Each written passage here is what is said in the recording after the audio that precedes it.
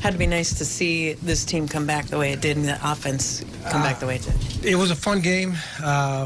Couple tough games we talked about last few days, but to come out and win the first game of a series here, a place we haven't played particularly well, I know the last couple of years, and pretty complete game as far as outstanding start by Bartolo. Bullpen did its job, and we made good defensive plays, and one of my favorite things are bunt hits, and we got 3 of those. So Buxton 3 knocks, executed a couple of those. Polanco had a good night. Joe had a good night. Doze had a couple knocks. Garver had a triple. So there was some balance. Bartolo spread out some hits along the way, but he made really a lot of quality pitches.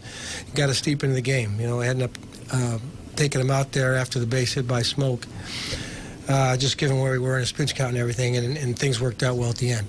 Well, Buxton's 2 bunts and Polanco's 1. They were just reading the situation and going on their own? Yeah, I think Buck knows. We talk about the first and third situation a lot. When he's feeling good, go ahead and drive the ball to the outfield. But, it's pretty much a given if you can get down the ball at least close to the right area.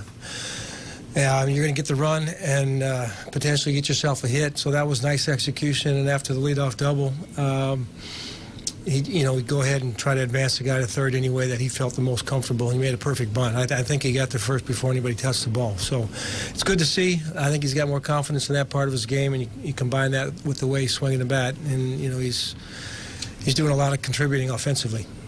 How impressive was his catch in the 8th? Yeah, well, it's just you don't ever want to take that for granted. To have that type of defense, you look at him and Pilar and guy down in Tampa, guys that, a lot of guys can play that position, but he's special. Game's still in balance if it gets over his head there. He shaded him that way, but he got an outstanding jump and closed on it. And, just sheer athleticism. Nice to get Curtis in there, and what did you think? Well, I was hoping to, add one more there. But we went ahead and gave him the ball. I'm sure he was a little bit nervous, but he did a nice job. He made one mistake with the slider 0-2 that he got away with, but he came back with a really good one to strike out Pierce, and then fell behind Donaldson, but came back and he got the last out. So good to get him out there. I've been kind of looking for the right spot. I'm not sure if that was perfect, but he did a nice job. With Bartolo 9 hits, does he change something when guys are on base that none of them scored? Yeah, it's.